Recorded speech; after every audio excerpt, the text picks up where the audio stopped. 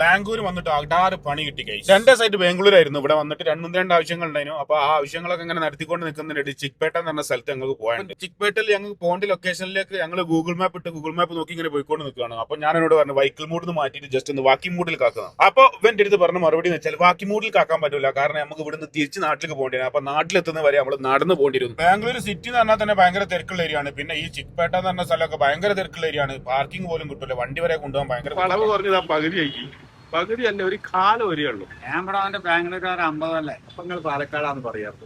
എനിക്ക് സ്വത്തൊക്കെ അവിടെ ഉണ്ട്. അംബാനിക്ക് അമേരിക്കയിൽ വരെ സ്ഥലല്ലേ.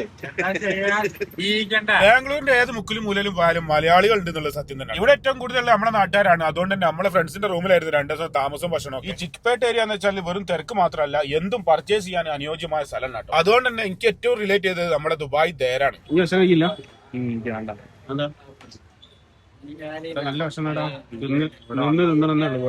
അങ്ങനെ ഭക്ഷണം കഴിക്കാൻ ഞങ്ങൾ കയറി ഒരു വെജിറ്റേറിയൻ ഹോട്ടൽ. 3 പൂരി, പപ്പടം, രസം, 2 കൂട്ടം കറി, ഉപ്പേരി, കട്ടത്തൈര്, പായസം. Self service ആണെന്നുള്ളൂ. അതും വെറും 80 ഉറുപ്പിക്ക്. അടിപൊളി ഭക്ഷണം കേട്ടോ. അങ്ങനെ ഭക്ഷണമൊക്കെ കഴിച്ച് നമ്മൾ പോയ ആവശ്യങ്ങളൊക്കെ കഴിഞ്ഞ് വൈകുന്നേരം ആയപ്പോൾ നമ്മൾ തിരിച്ച് വണ്ടി പാർക്ക് ചെയ്ത സ്ഥലത്തെപ്പാണ് നമ്മൾ ആ ഞെട്ടിക്കുന്ന കാഴ്ചയാണ്. വണ്ടിക്ക് താലി ചാർത്തി വെച്ചിരിക്കുന്നത് മാത്രമല്ല, കൂടെ ഒരു ക്ഷണക്കം. താലിയും ക്ഷണക്കത്തും കിട്ടിയ സ്ഥിതിക്ക് ഇവിടെ കല്യാണം കൂടിയിട്ട് പോയാൽ മതി എന്ന് പോലീസുകാരന് കന്നഡയിലായിട്ട് കൊത്തും. കന്നഡയിൽ നമുക്ക് തിരിച്ചു കൊത്താൻ അറിഞ്ഞൂടാത്തതുകൊണ്ട് നമ്മൾ അറിയാവുന്ന ഹിന്ദി വെച്ച് കുറച്ച് കൊത്തി വെക്കെങ്കിലും ഒരു രക്ഷയില്ല. പിന്നെ കൂടുതൽ കൊത്താൻ നിൽക്കാതെ കർണാടക സർക്കാരിന് കല്യാണം കൂടി ഞങ്ങൾ അടുത്ത് കല്യാണം കൂടി ടെൻഷൻ മാറ്റാൻ വേണ്ടി എന്ത് ചെയ്യുന്ന ആലോചിച്ച് നിന്നപ്പാണ് എല്ലാം മറക്കാൻ പറ്റിയ ഒരു ഷോപ്പ് ഓർമ്മ വന്നു. നമ്മളെ മലയാളിന്റെ തന്നെ അണീക്ക് നേരെ അവിടുത്തെ ലൊക്കേഷൻ ഇട്ട് വെച്ചു പിടിച്ചു. സർക്കാരിന് ഒരു കല്യാണം കൂടിയിട്ടുണ്ട്, സങ്കടം മാറ്റാൻ എന്തെങ്കിലും തരണം ആവശ്യം അറിയിച്ചപ്പോൾ ഇവിടെ എല്ലാം സങ്കടം മാറ്റാനുള്ള ഐറ്റംസുകളാന്ന് പറഞ്ഞു ലേറ്റസ്റ്റ് ആയിട്ട് ലോഞ്ച് ആയിട്ടുള്ള 2 ഐറ്റംസ് ഞങ്ങൾ മുമ്പിൽ കൊടുത്തു. സങ്കടം മാറിയെന്ന് മാത്രമല്ല, നാട്ടിൽ കത്താനുള്ള എനർജിയും കിട്ടി. പുതിയ ഐറ്റംസിന്റെ ഡീറ്റെയിൽ വീഡിയോ വരുന്നുണ്ട്. അത് രണ്ടും അവിടുന്ന് ട്രൈ ചെയ്ത് മനസ്സും നിറഞ്ഞ് ഞങ്ങൾ നേരെ നാട്ടിലോട്ട് വെച്ചു പിടിച്ചു.